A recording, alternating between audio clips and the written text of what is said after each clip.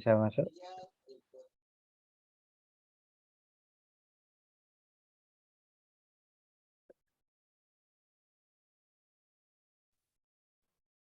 Apakah suara saya sudah bisa didengarkan masuk ke Zoom? Bisa, Pak. Sudah. Sudah ya, oke baik. Baik, kita mulai kuliah hari ini setelah libur panjang hari raya ya. Selamat Hari Raya Idul Fitri. Mohon maaf lahir dan batin. Minal aidin wal faizin bagi yang merayakan ya. Mohon maaf jika ada kesalahan dan saya maafkan jika mungkin ada kekeliruan atau ada yang tidak pas dari kalian.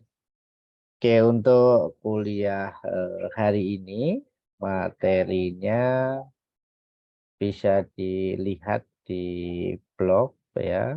Ini saya share. Bentar.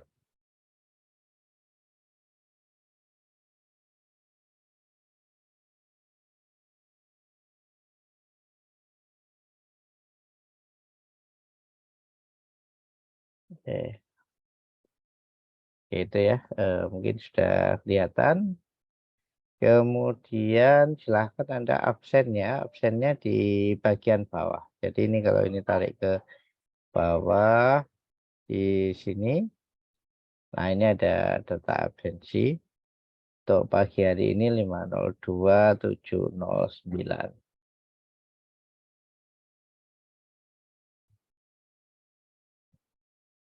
Oke, kemudian ini adalah materi untuk kuliah kelas sebelah kemarin. Jadi rekamannya sudah ada.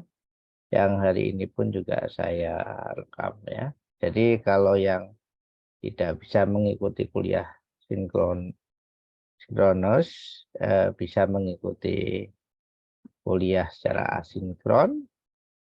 Namun untuk jam absen itu ya menyesuaikan dengan jam sistem karena dia di open oleh sistemnya pada saat kuliah ya.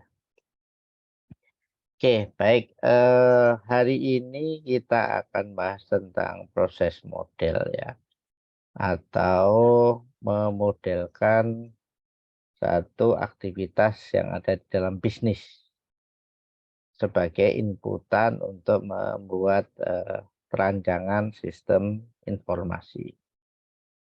Kemudian hal-hal yang mengenai materi-materi yang mungkin Anda belum dapatkan di kelas, Anda bisa lihat di blog saya ya. Kemudian silahkan untuk dipelajari. Kalau mau ada yang mau ditanyakan, silahkan tanyakan.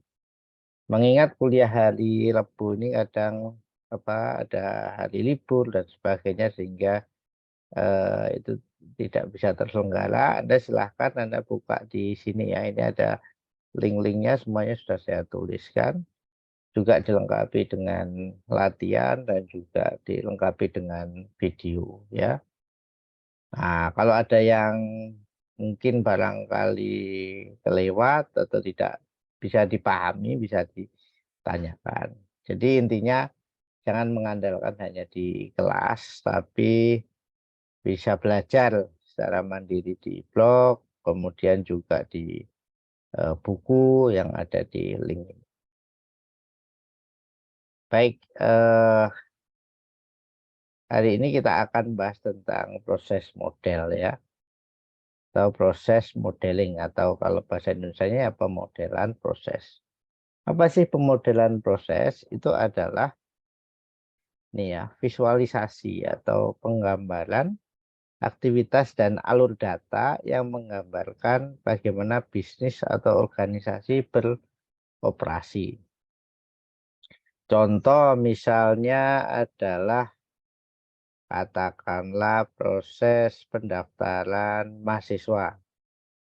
Nah, aktivitasnya apa aja? Mungkin satu ada aktivitas isi biodata.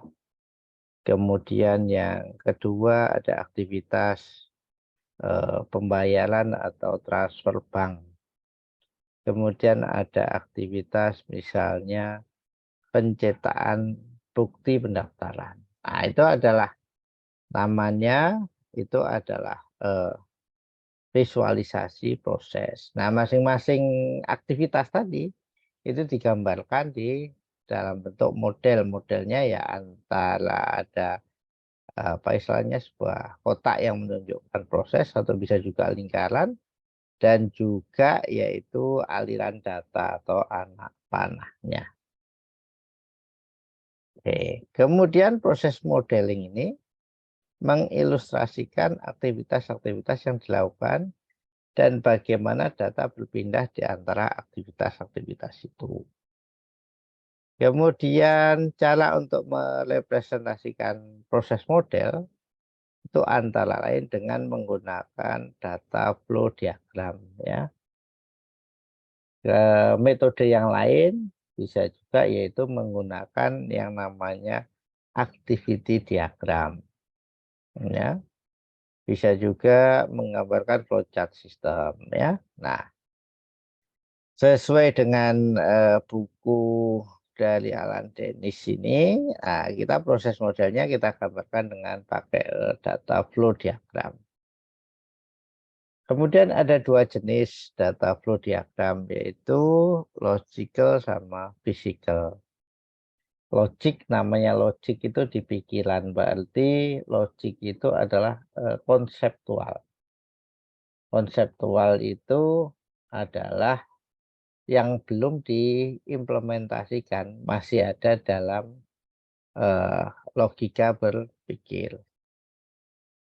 Contoh misalnya kalau kita apa lagu begitu ya, logik itu apa ya? Logik itu masih istilahnya masih dalam bentuk aransemen atau konsep ya. Nah, kalau itu sudah fisikal itu adalah sudah jadi musiknya. Nah, begitu juga di DFD, kalau logical itu adalah masih menggambarkan proses ya. Biasanya kalau logical ini belum melibatkan unit implementasi, baik itu data store ya atau penyimpan. Sedangkan physical DFD itu adalah menggambarkan proses model, tapi adalah sudah dalam bentuk fisik. Fisik itu maksudnya adalah model implementasi. Model implementasi itu apa ya? Ada tabel, kemudian mungkin ada source code. Nah, itu adalah model-model implementasi. Nah, kemudian berikutnya ini ada slide, kemudian ini ada terjemahan, nanti bisa dipelajari. Kita akan belajar dulu dari slide-nya ini. Oke, yang pertama tadi ya, ini singkatnya, proses model itu adalah cara atau cara formal untuk menggambarkan bagaimana sistem atau bisnis beroperasi. Bisa juga yaitu ilustrasi aktivitas ya yang menunjukkan bagaimana data bergerak atau mengalir dari satu aktivitas ke aktivitas yang lain. Ini proses model. Kemudian data flow diagram ini adalah alat untuk menggambarkan proses ini. Kemudian seperti yang saya sebutkan tadi, ada dua macam CFD, itu ada logical, ada physical ya. Itu ada, kalau ini belum besar Anda silahkan diperbesar ya. Ini Anda bisa klik bagian yang sel ini, kemudian ini linknya ada di sini. Cuma biasanya kalau diperbesar itu ada iklannya. Nah, kemudian data flow diagram, ini contohnya data flow diagram ya. Yang ini adalah menunjukkan sistem registrasi pasien rumah sakit ya. Nah, yang kota ini pasien, ini adalah menggambarkan external entity atau orang yang menerima informasi atau memberi informasi. Sedangkan yang Ini biru-biru ini adalah sistem informasinya. Nah, yang ini disebut dengan apa? External entity, yang ini disebut dengan yang panah ini flow-nya, ini adalah prosesnya ya. Kemudian yang tulisannya di 1, di 2 ini adalah merupakan data store. Dengan melihat DFD ini, berarti kita bisa melihat bahwasannya ini nih saya perbesar ya biar kelihatan. Ini linknya saya taruh. Terus ini ya.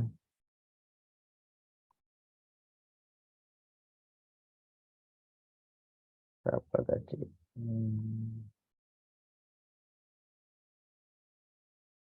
Ya. Nah, dengan melihat ini kita bisa melihat bahwasannya proses registrasi itu prosesnya itu adalah ada satu mencari info pasien, kedua melihat rekam medik atau cek status pasien, kemudian yang ketiga itu adalah menentukan jadwal, ya, get appointment, kemudian dapatkan jadwal. Yang berikutnya itu adalah appointment ini bisa get, bisa di cancel ya. Kemudian yang proses yang kelima itu adalah menjadwalkan, istilahnya adalah servis atau menjadwalkan waktu untuk pengobatan. Kemudian yang terlibat ini adalah pasien, sedangkan datanya itu disimpan di D1 sama D2. Jadi ada tabel pasien, kemudian ada tabel jadwal atau appointment. Kemudian aliran anak panah itu menunjukkan aliran informasi.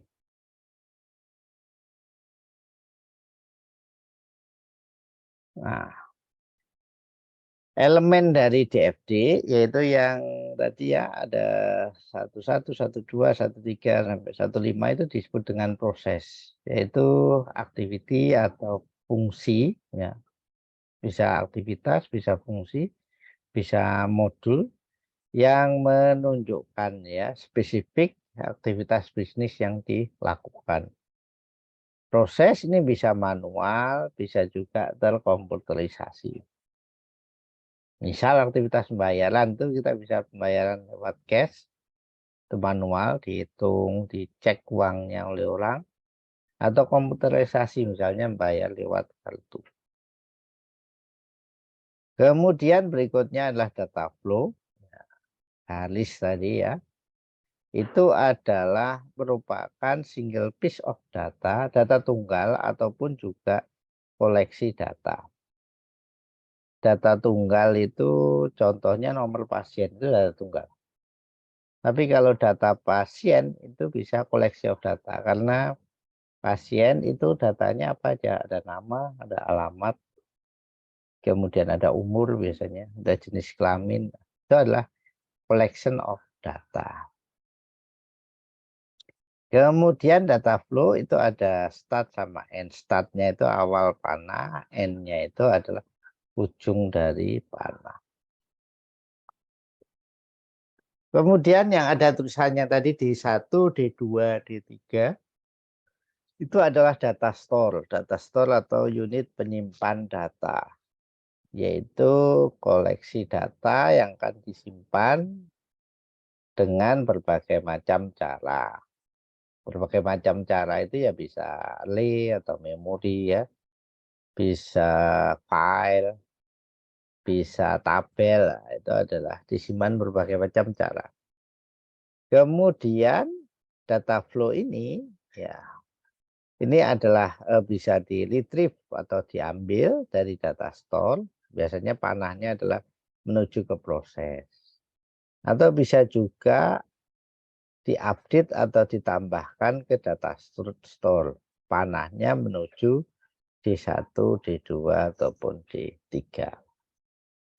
Kemudian external entity. External entity itu bisa orang, organisasi atau sistem ya eksternal ya, tetapi berinteraksi dengan sistem. Berinteraksi itu bisa mendapatkan informasi atau juga mengisi informasi.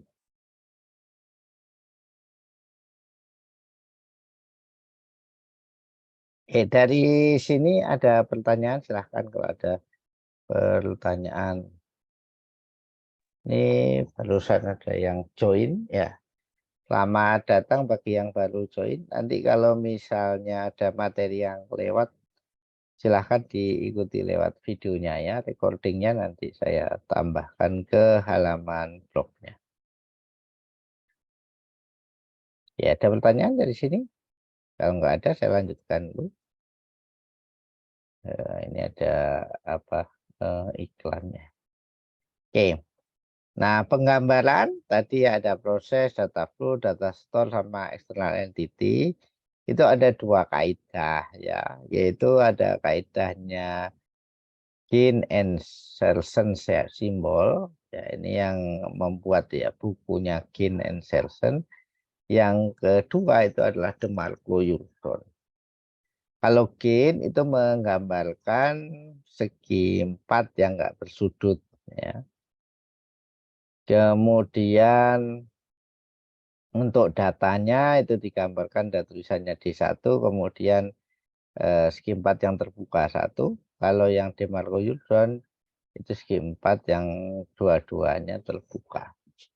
Tapi untuk data flow dan juga external entity sama. Mana yang dipakai tergantung perusahaannya masing-masing. Toh artinya atau maknanya sama.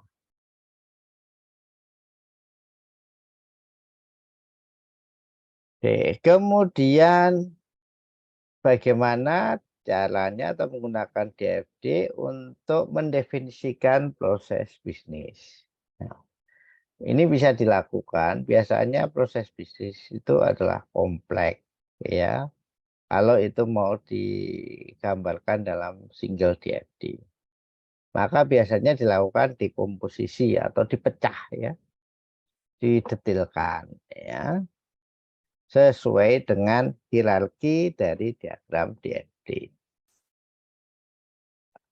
Diagram cell atau diagram anak atau diagram dekomposisinya menunjukkan level lebih detail dari diagram induk. Atau artinya level di bawahnya itu merupakan bentuk pendetailan dari diagram DFD level sebelumnya. Kuncinya apa? Kuncinya adalah balancing atau kita bisa melihat, meyakinkan atau menjamin bahwasanya informasi yang dituliskan di dalam satu level itu secara akurat itu akan muncul dan tetap ditampilkan di level DFD dekomposisinya. Jadi maksudnya kalau di atasnya tadi ada data pasien, maka data pasien itu juga akan ditampilkan di level berikutnya. Jangan yang level atasnya data pasien, kemudian bawahnya pasien number misalnya. Ya.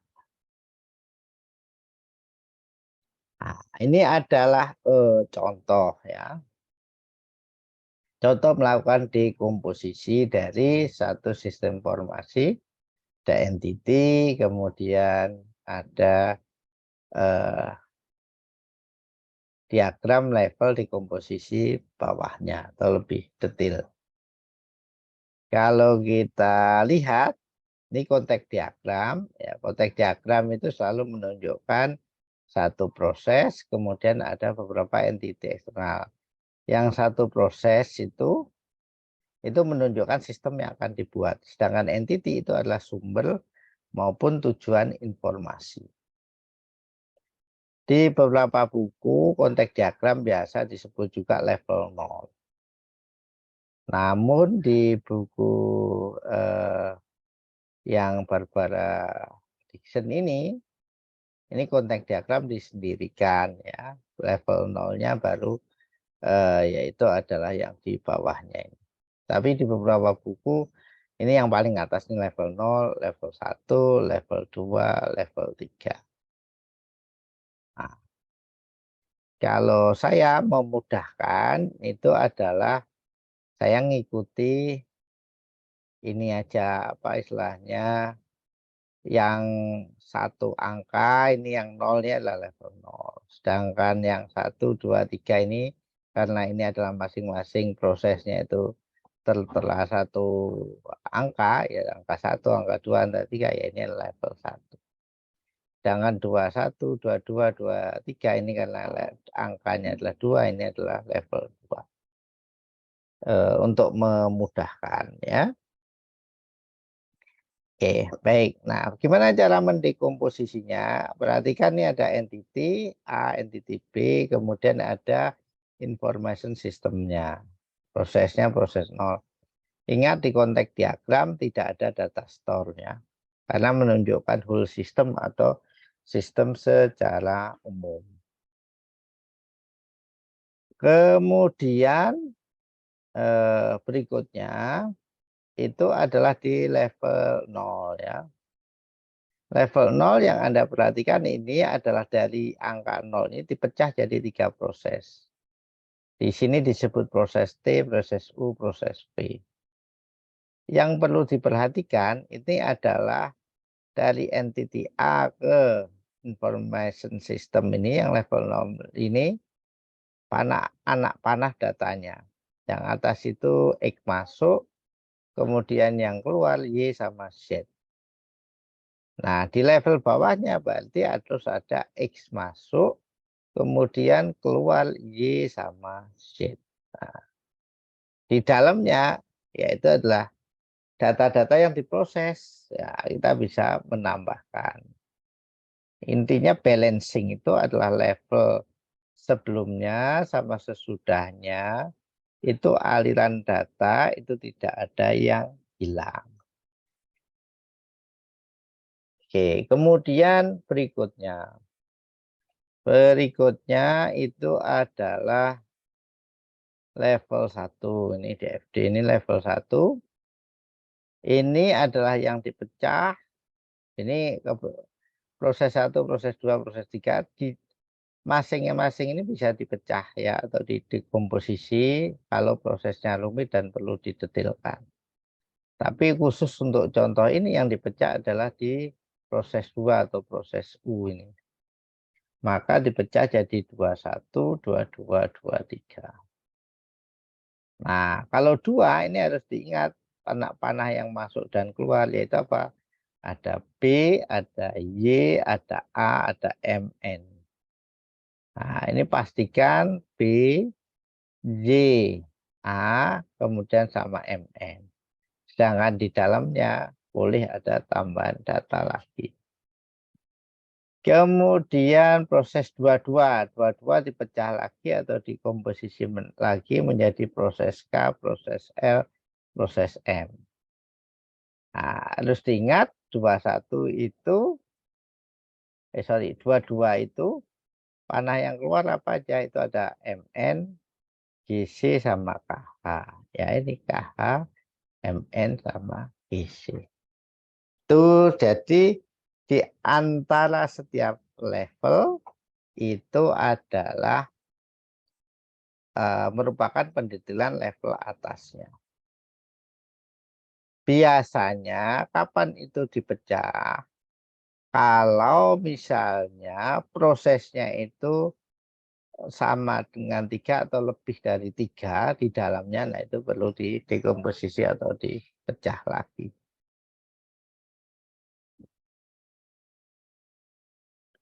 Oke, kemudian, nah beberapa pengertian ya.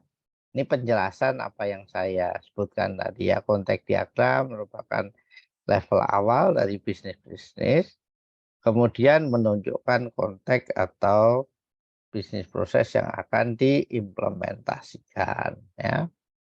Biasanya terdiri dari satu proses saja. Ini yang penjelasan saya tadi ya. Kemudian level 0 itu adalah penjelasan dari konteks diagram. Ini saya menyebutnya level 1 ya. Karena angkanya itu adalah 1, 2, 3. Kemudian ini level berikutnya itu adalah merupakan dekomposisi dari level sebelumnya. Oke. Kemudian berikutnya alternatif data flow. Jika proses memproduksi different data atau different condition, ya, maka kita bisa menggambarkan dengan if statement. Ya, if statement ya biasanya bisa digambarkan di penjelasan dari datanya, kemudian diperjelas di deskripsi. Oke. Kemudian untuk penjelasan atau logik itu kita bisa pakai structure English, decision tree maupun juga decision tabelnya.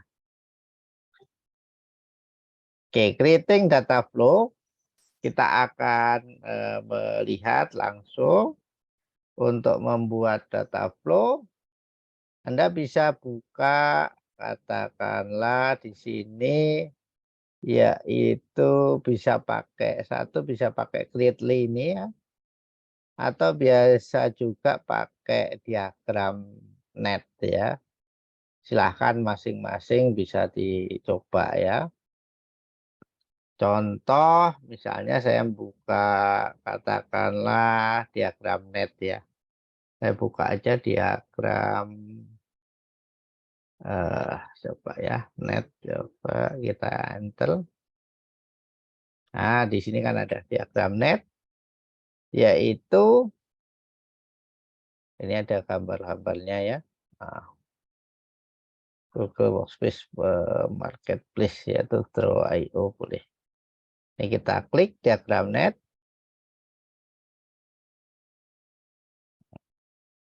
Kemudian ini ada versi download, juga ada versi webnya.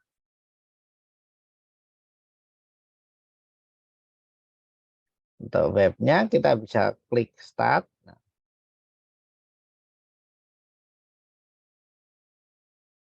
Kemudian kita tentukan unit penyimpanan. Mau kita simpan di device boleh, simpan di Google Drive boleh, Dropbox boleh ya. Misal saya simpan di device, kemudian kita create new diagram. Nah, kita tulisi ya filenya di sini misalnya tadi DFD pasien misalnya ya. Nah, pasien. Kemudian berikutnya kita create ini ya, create. Nah, filenya disimpan dulu. Contoh saya taruh di sini aja ya. DFD pasien 1.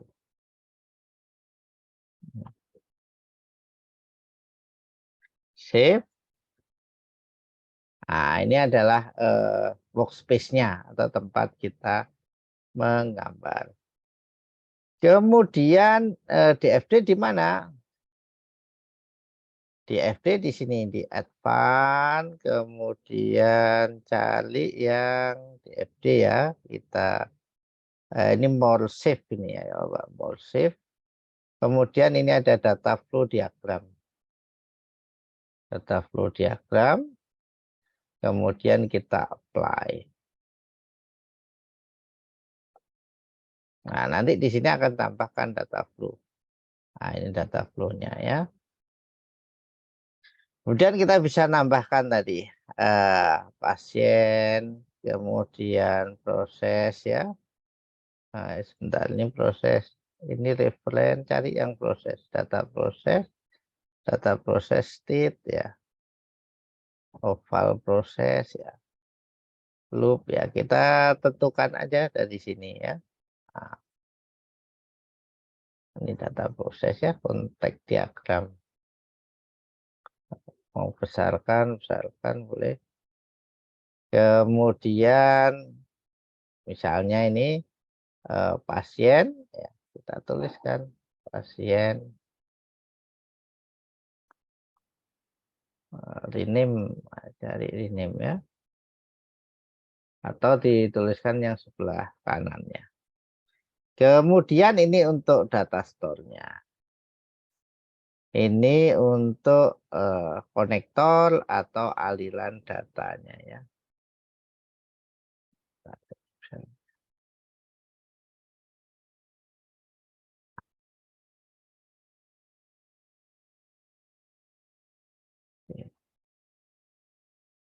Ini ya. Nah, kita bisa lihat misalnya back to sini ya. Mana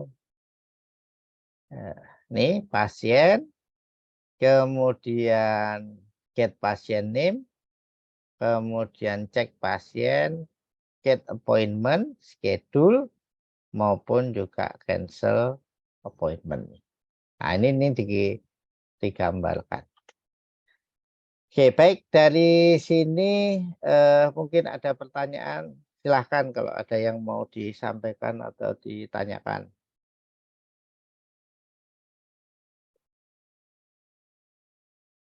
Ada yang mau disampaikan atau tanyakan? Oke, kalau tidak ada ya, berikutnya yang contoh pasien tadi ya itu Anda nanti ada latihan ya, latihan dibuat DFD-nya. Kemudian kalau sudah selesai, berikutnya itu adalah ini saya tak share screen. Nah, yang perlu dikerjakan ini di bagian bawah ini ada apa istilahnya, ada gambar model pembayaran belanja Transmart pakai aplikasi Alobank. Alobank itu sama dengan bank digital atau e-wallet ya. Fungsinya hampir sama dengan kris, tetapi biasanya kalau kita belanja di Transmart kemudian pakai Alobank ini akan dapatkan diskon. Nah, video atau deskripsinya bisa ada di link YouTube ini ya. Nah, proses pembayarannya, maka kemudian buatlah diagram proses atau diagram alirnya. Kemudian kalau sudah selesai, dibuatkan di komen di bagian bawah sini. Mungkin itu sebagai apa istilahnya kuliah hari ini. Nah, selanjutnya Anda bisa membuka diagram.net-nya, mencoba meng-create DFD pasien.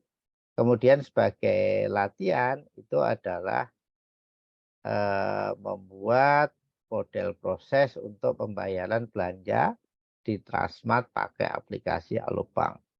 Deskripsi itu ada di link ada di bawahnya ini. Demikian, mungkin ada yang mau ditanyakan atau disampaikan, silahkan.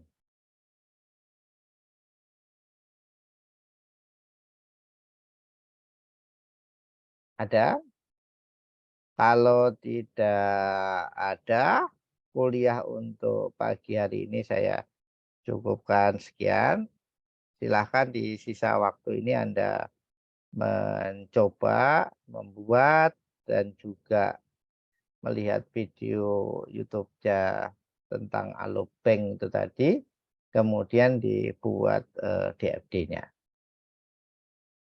Demikian saya akhiri sedang video ini nanti akan saya upload di YouTube dan saya tambahkan di link ini sehingga Anda kalau misalnya lupa tugasnya atau ada yang mau diulangi bisa memutar kembali. Baik, kalau nggak ada pertanyaan saya akhiri. Assalamualaikum warahmatullahi wabarakatuh. Selamat pagi. Terima kasih, Pak. Ya, sama-sama.